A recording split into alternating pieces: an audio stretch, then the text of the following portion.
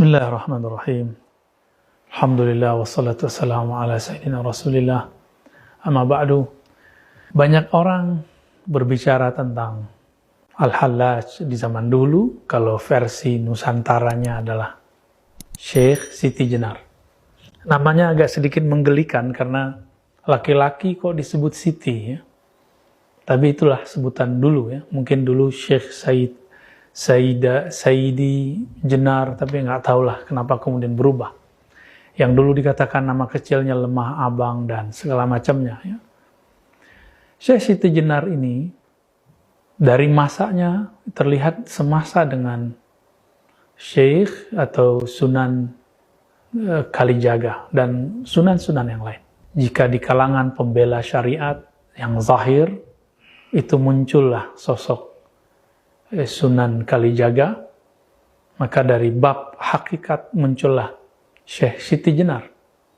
Ya, kalau boleh kita sebut, jika ulama pewaris para nabi, lalu ulama mewariskan ilmunya lagi. Pewaris Imam Abu Yazid, pewaris Imam Junaid, pewaris Hallaj, itu ada semua di zaman berikut, termasuk zaman kita. Di zaman terdahulu, pewaris Junaid al-Baghdadi itulah Sunan Kalijaga, pewaris secara kerohanian. Adapun pewaris kerohanian Al-Hallaj, itulah Syekh Siti Jenar. Sejarah pun berulang, karena cip takdirnya sangat-sangat sama, hanya formulasinya yang berbeda. Kemudian muncullah kalam-kalam yang menunjukkan kalam-kalam mabuk bertuhan, mabuk cinta kepada Allah, mabuk dalam keahadian Allah, keesaan Allah Subhanahu wa taala. Teman-teman, kan Allah dalam bab akidah, alam semesta ini disebut mungkinul wujud. Wujudnya mungkin. Dan dia hanya ada karena diadakan oleh Allah, yang disebut wajibul wujud, yang niscaya keberadaannya pasti ada. Maka semua selain itu menjadi diadakan karena dia. Maka yang benar-benar ada hanyalah Allah. Inilah yang disebut oleh pendahulu imam wujudiyah, namanya Imam Ibn Arabi dengan Al-Wujud Al-Mutlaq. Al-Wujud Al-Mutlaq ini, jika seseorang memahaminya dengan jalur kerohanian seperti Al-Hallaj dan Syekh Siti Jenar, maka yang terjadi, tidak ada kata aku, tidak ada alam, yang ada hanya Allah, Sang Pencipta. Alam ini dianggap semu dalam bab ahadiyah tersebut. Meskipun di alam sadar, kita mengatakan, kita ini ada, Allah ada. Dan wujud kita real, wujud Allah lebih real. Tapi oleh mereka yang sedang mabuk cinta dalam ahadiyah keesaan Allah, hanya Allah semata. Mirip-mirip seorang yang kasmaran. Dia hanya melihat kekasihnya saja yang paling cantik, paling indah, paling gagah. Maka di saat itu, kemanapun dia memandang, yang terbayang adalah wajah kekasihnya. Seperti cerita Laila dan Majnun. Majnun memandang tembok pun yang muncul wajah Laila. Apalagi melihat siapapun. Sahabat yang melakukan Allah, Syekh Siti Jenar, kemudian sebagaimana Al-Hallaj, mengatakan hal yang mirip. Mengatakan, jika Al-Hallaj mengatakan, di dalam jubahku adalah Allah. Tiada kecuali Allah. Maka Syekh Siti Jenar lebih dahsyat lagi. Di dalam dirinya hanya Allah. Wujudku adalah wujud Allah. Itulah Syekh Siti Jenar. Inilah cerita awal kenapa muncul satu zikir, satu wirid yang disalahgunakan oleh orang kebatinan. Wujud ingsun atau zat ingsun, zat Allah. Sifat ingsun, sifat Allah. Nama ingsun, nama Allah. Ini kalam tidak boleh dilafazkan kecuali orang sedang mabuk. Orang mabuk tidak dikenakan hukum syariat karena dia mabuk sampai kesadaran dia kembali. Tapi beberapa orang-orang yang melanggar kaedah ini, melanggar dharma, kaedah seorang pezikir perindu kepada Allah, dia membacanya sebelum dosis itu dibolehkan kepadanya. Maka yang terjadi, muncullah kelompok wujudiyah.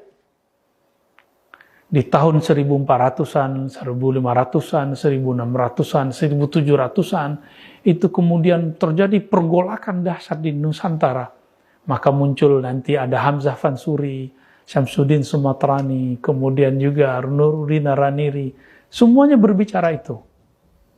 Dan puncaknya itulah Syekh Siti Jenar. Apakah kemudian Sunan Kalijaga mengkafirkannya? Kita belum menemukan satu nas, satu teks, satu riwayat dalam kitab-kitab baik yang berbahasa Pegon ataupun bahasa yang aksaranya Hana Caraka yang sampai kepada kita bahwa Sunan Kalijaga mengkafirkannya. Tidak. Tapi seperti dulu Imam Al-Junaid mengatakan kepada Hallaj, wahai Hallaj, ya Aba Mansur, la yaqta'uka ila dam. Tidak ada yang bisa menghentikanmu, wahai Hallaj, kecuali hukum pancung, yaitu darah yang diteteskan. Dan itu sangat mengerikan sekali. Ajaran ini belakangan dibahasakan secara lokal. Disebut dengan ahadiyah itu manunggaling. Manunggaling keesaan Allah, kesatuan Allah. Ya. Tidak ada yang bersatu, hamba tidak bersatu dengan Allah. Kenapa? Hamba dianggap tidak ada. Maka manunggaling jangan diartikan Syekh Siti Jenar bersatu dengan Allah. Kenapa? Yang wujud cuma Allah. Syekh Siti Jenar hanya bayang-bayang. Tapi orang-orang yang kemudian lancang mau menerjemahkan ajaran Syekh Siti Jenar, kemudian mengatakan Syekh Siti Jenar mengajarkan persatuan dengan Allah. Wallahi iyyakum bihi. Syekh Siti Jenar Al-Hallaj tidak pernah mengatakan itu. Tapi mereka sedang mabuk dan mereka mengatakan hanya ada wujud tunggal. Itulah manunggaling.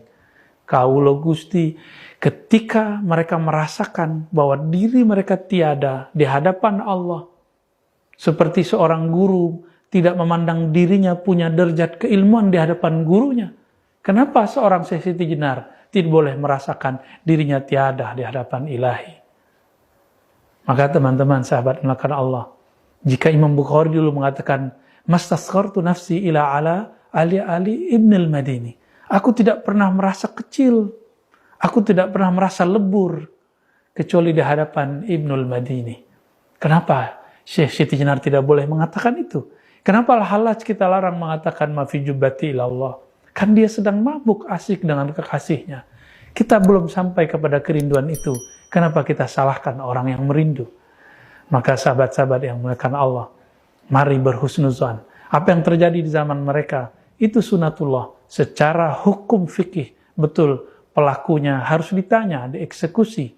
Jika terbukti kemudian ada hal yang berbahaya, mungkin seorang hakim qadhi mengatakan, kamu dipenggal. Tapi sekarang ilmu itu sudah dibuka. Apakah kita masih salah faham lagi? Maka benarlah Imam Ghazali.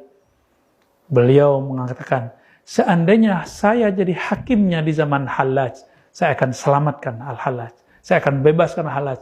Maka kami pun, jika pantas mengatakan itu, akan mengatakan yang sama.